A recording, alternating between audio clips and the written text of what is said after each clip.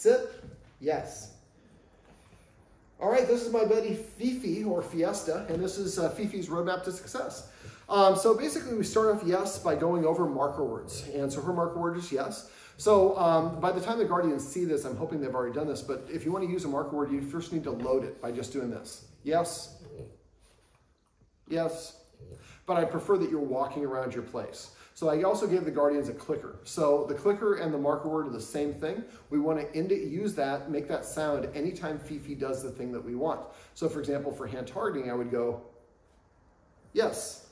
The instant she touched her nose to my hand, I'm saying yes, because that's what I wanted. Then we also went over which introduced cues. We shouldn't say a cue unless we're 90% certain when we say the cue, the dog does the action. The cue that we came up for Fefe, for this one, is boop, yes. So I say boop, then I chop my hand. She touches her nose, I say yes, then I put the treat on my frozen hand. And eventually I want her to go far away. Fefe, boop, yes.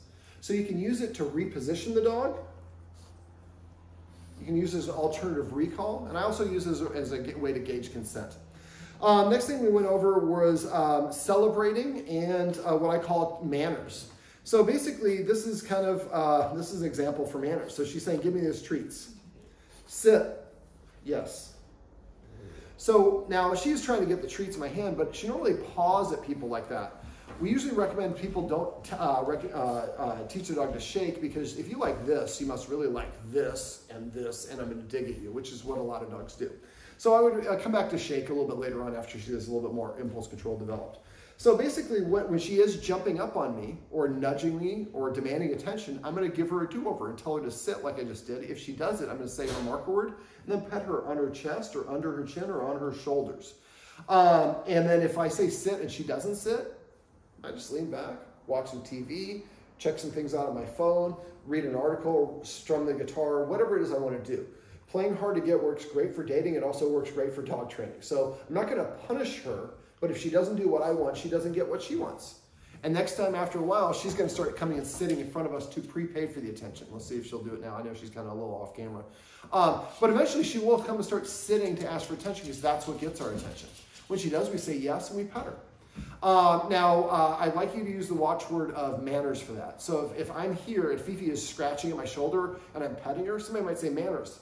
They're saying, hey, David, I think you forgot to ask Fefe to sit, and she's doing something that she's demanding attention in a way that's probably not the most appropriate. So I would say, check myself and stop and say, sit. If she sits, then I would say yes and pet her. If I didn't sit, again, I just retract and go back to what I'm doing.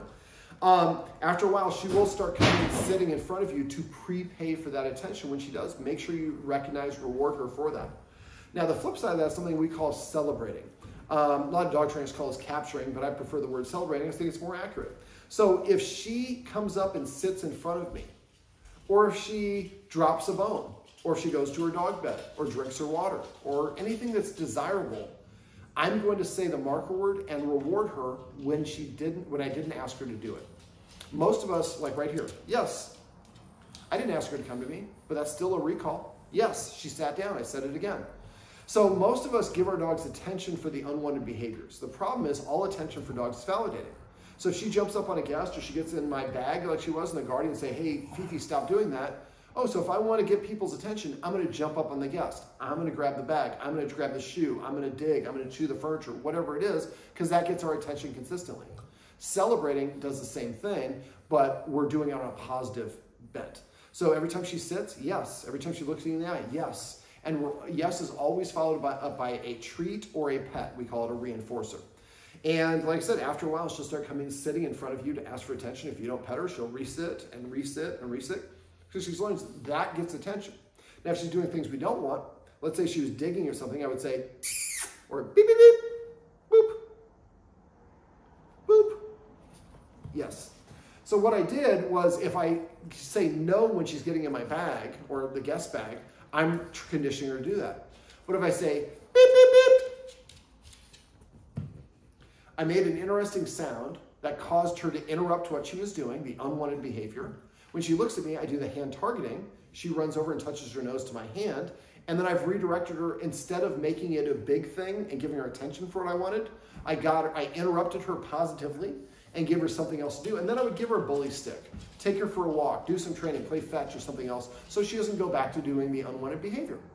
So using those kind of in concert, that's why we went over hand targeting. But so now you can use hand targeting with the beep, beep, beep sound to interrupt her from doing the unwanted behaviors. Now, I use the word celebrate for that word. So if I'm sitting here and Fefe comes and jumps up on the couch, she's not on the couch, but let's say she was, and she jumps up and I missed it, her guardian might say celebrate. I'm just going to turn and I'm going to pet her under her chest. The more that we celebrate these desired actions, the more likely she is to do them.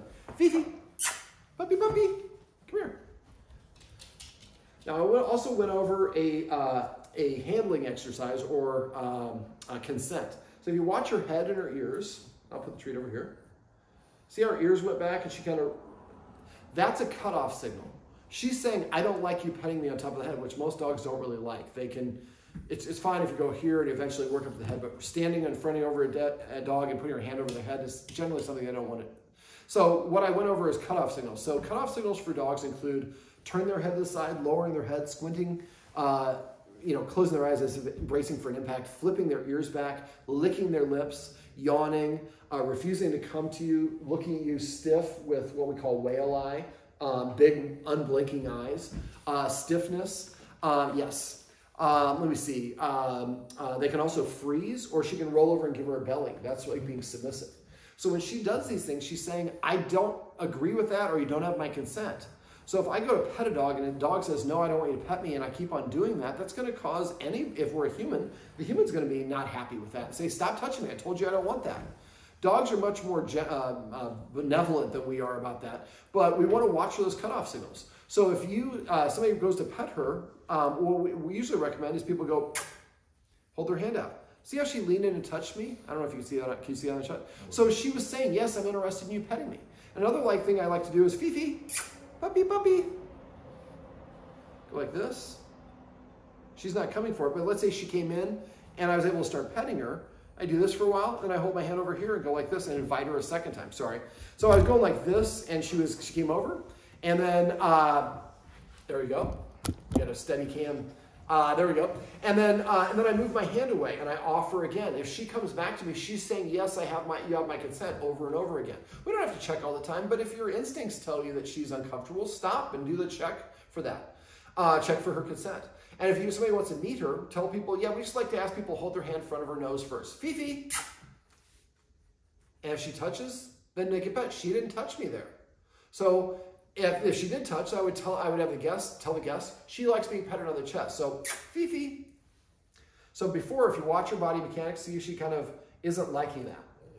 But if I go here, not really moving away. So the best place to pet a dog is under the chin, on the chest, or on either the shoulders when you're initiating the start. So if have somebody hold their hand out and she touches them, yeah, she likes being petted under her chin. Tell them and they'll pet wherever. And if she turns her head away and says no, remember to say, oh, I forgot, she has ringworm. The vet said it's contagious, nobody's supposed to pet her. And they'll walk away. That's fine, because if we don't do that, people pet her and she doesn't want it, eventually one day she might nip. And so she's had some nibbling incidents in the past, but I don't think they're related to this. But I always go for dog consent because I want to make sure the dog feels comfortable and confident, and that we're reading the dog's body language much better.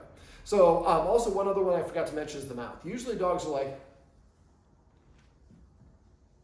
so if the dog goes from an open mouth to a closed mouth still and stares, that's a really big warning. So when that happens, we want to increase the distance between the dog and whatever it is. Also, if a dog ever barks or growls as a warning, we see that as aggressive. We're like, no, bad dog, don't do that. Yes, she just laid down, so I'm celebrating the lay down.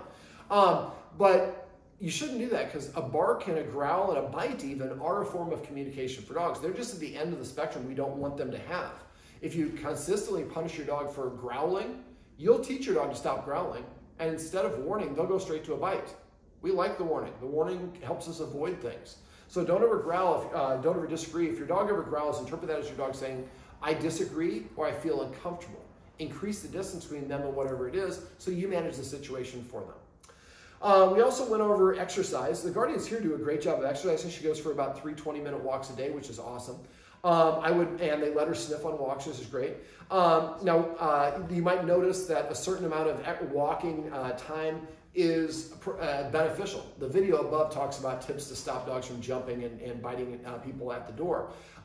So if we exercise Fefe a little bit before people come over and then give her 10 minutes of rest, that's going to help taking off that top level of energy. So exercising Fefe before people come over can help. There's also, we can play tug of war. Tug of war, you can go ahead, this is just for you guys. Tug of war is a great way to burn energy for dogs, but also if Fefe touches your fingers, you just immediately drop the rope or whatever it is, and you don't play the game anymore. So after a while, she'll learn, like, humans are just wimps. If I barely touch them, my teeth, they stop. Well, one understands she didn't develop great bite inhibition since she's a puppy, so she uses her teeth, which we don't like. So we need to use some exercises to help her understand that. So if she understands the instant I touch people's hand with my teeth, they stop petting me, then I'm going to stop touching them with my teeth. Yeah, it's kind of hard. I have treats, don't I? Yes, Donovan was offering some pets. But he did a good job. He was offering. She didn't know. Yes. And she didn't consent to him. I think it's just because I'm a new person here and I have treats. Later on, she'll be able to do that. But it's just going to come over. And so you're inviting, hey, would you like some pets? Yes, I'd love some pets. Comes over. But we're asking versus telling.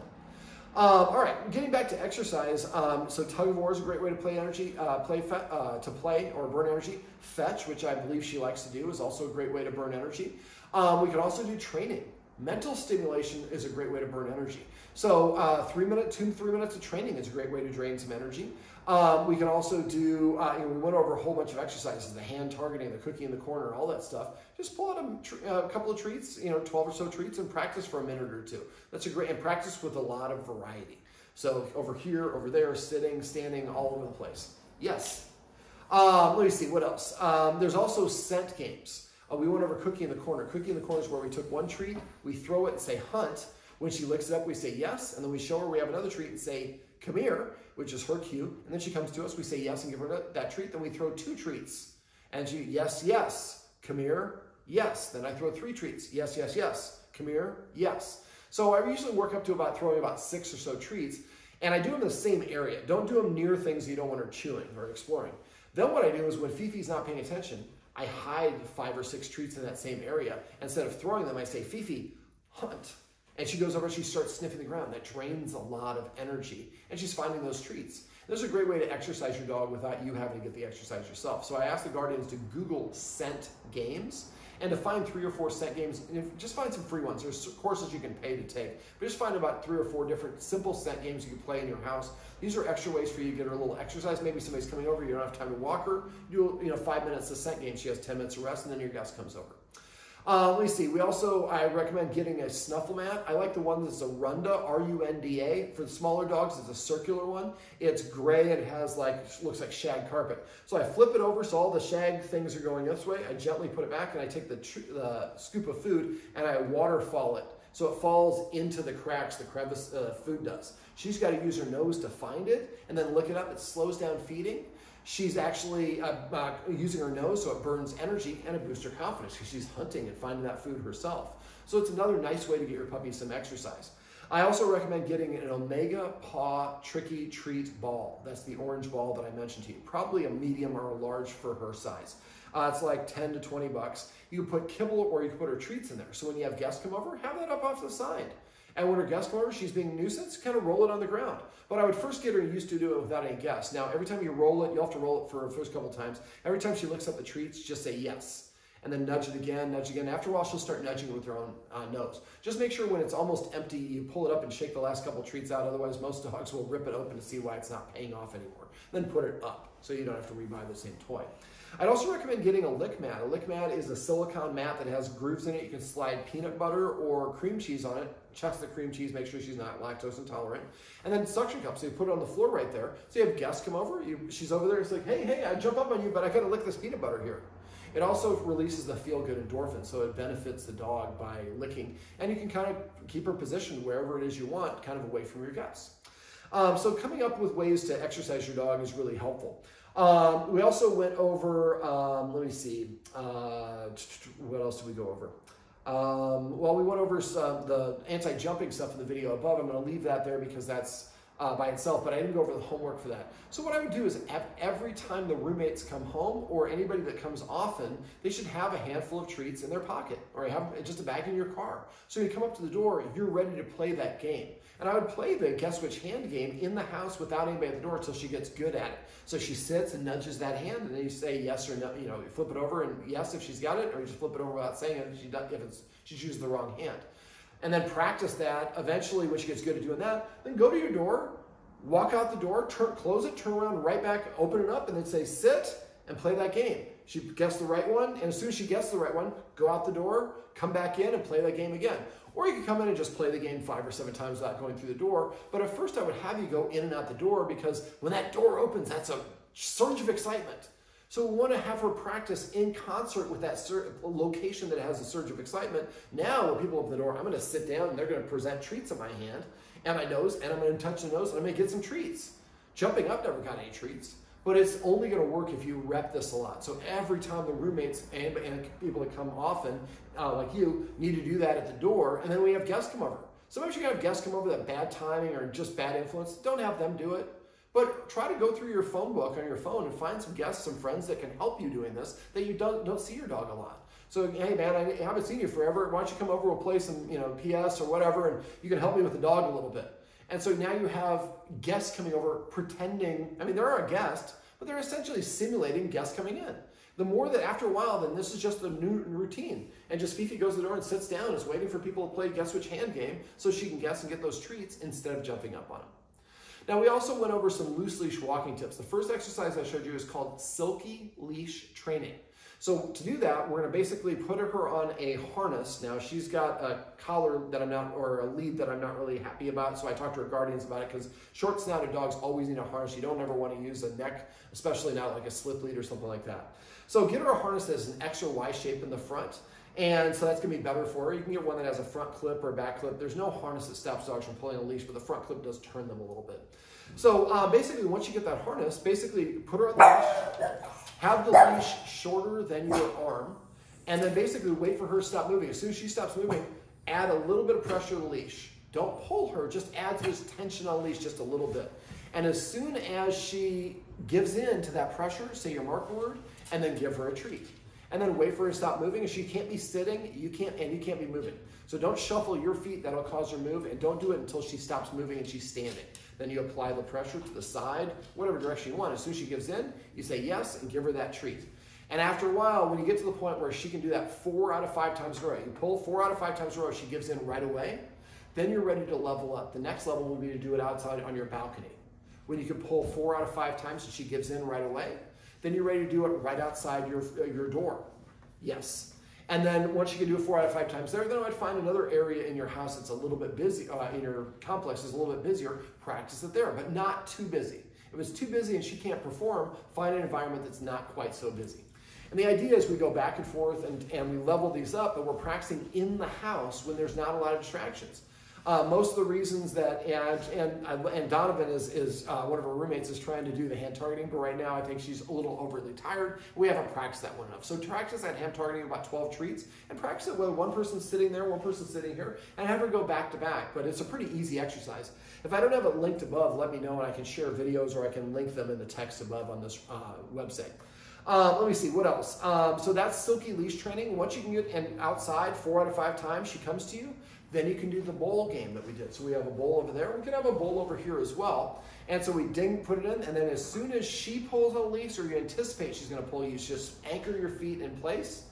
I try to hold the leash against my chest, my fist against my chest, so it doesn't move around a lot. And I wait. As soon as she takes any tension off the leash, it takes a half step back, then we start walking towards it again. Don't have to say yes. Anticipate when you get closer to the bowl, it's harder. Then most of the time they're going to pull. But eventually she'll just walk nicely all the way to the bowl without pulling on the leash. We're teaching her that walking next to us is a positive thing and a rewardable thing.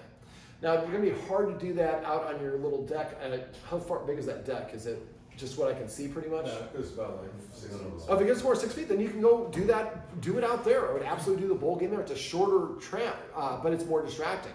And then do it right outside in front of your garage. And then do it someplace in your complex so it's a little bit busier, but not super busy. And that's just to teach her to walk and make sure she's walking on your right side. So if like the building is here and she keeps on going around, walk with your left side against the building, against the car, so there's no room for her to walk there. She gets used to walking on the right side. The next game and so again, same thing for that one. So you do the bowl game, 4 or 5 times passes here, she walks with you. Then do it out there, 4 out of 5 times there, then 4 out of 5 times in front of your door or your garage, then 4 out of 5 times elsewhere. So now she's kind of getting used to walk on the right side and not pulling on the leash. And also on regular walks, this is not associated with this stuff, have treats with you in your hand. So if she's on my right, I'm going to have the leash on my left hand, the treat in my right hand, and every time she looks at me, I'm going to say yes and hold the treat out. But I hold the treat out behind, on the side of my pants and behind the seam of my pants, kind of towards my butt. So I want her to come back to me, and I don't want to reward her in front because that's training her to walk in front. So, and that's something you should just do in general. And the more she checks in and you say yes and hold that treat out, the more she comes back to you. Then the more she's going to be walking, checking in with you. That's the foundation of loose leash walking. Now, the other exercise we went over is basically a game where basically we take one step, yes, treat, and you're delivering that treat again behind the seam of your pants. Then another step, yes, treat. Another step, yes, treat, and we're doing this in the house. And you get to the point where she's walking pretty much consistently next to you. Then you go 2 steps, yes, and then deliver the treat. Then eventually 3 steps, yes, before you deliver the treat. I usually work up to about 3 or 4 for that. Once I can get to the point where I can take 4 steps in a row and she's walking nicely in a nice loose leash, then I just keep on walking until she loses interest and moves in front of me. When she moves in front, that's when I do the stutter game. The stutter game is when she moves in front, we start walking backwards. And we wait for her to orientate and come about even with us. Then we turn and start walking forward again, and that turns and she's now walking the same direction as us. We both take 1 step in the same direction before I say yes and give her that treat. Remember, for loose leash walking, doesn't mean she has to heel. Just means that she stays walking with you in your surrounding area with a loose leash. She can go sniff over here, sniff over there. You know, there's something she's got to sniff, walk her up to it so she doesn't have to worry about it. And the idea is eventually she just kind of gets conditioned and used to walking with a loose leash. Now there's some other steps to this exercise is here, but I think if you work on those fundamentals, you're going to see some good results. My clients, they get the best results are the ones that typically are celebrating off camera. We love it. My clients have had the best results are the ones that watch these videos multiple times. So what I'd recommend is you watch this video specifically once a week, maybe on Saturdays, Mondays, Sundays, whatever, until when you watch this video, there's nothing in it that you're not doing. If at that point you're still having issues and want to set up a follow-up session, let me know. But I usually like my clients to spend at least a month going over this stuff and getting all this stuff taken care of. I throw a lot of information at you. This is just the highlights. Now, if you have any questions, please text me or call me at the number that I called you at, the correct time I called you, right number, finally. And I don't care if it's 6 minutes after I leave this door or if it's 6 years from now. I might not remember her in 6 years or you, so text me a picture. Hey, you worked with Fefe, Fiesta, I had a quick question, we got a new puppy and this is what's going on. And if you get another puppy, make sure you get in puppy class right away, but make sure it's a positive reinforcement puppy class. Fefe, boop. But up here, boop. I gotta bribe you? It's right here. Sit, yes. Well, this is my buddy Fefe, and this is Fefe's roadmap to success. Remember, everything you do trains your dog. Only sometimes you mean it.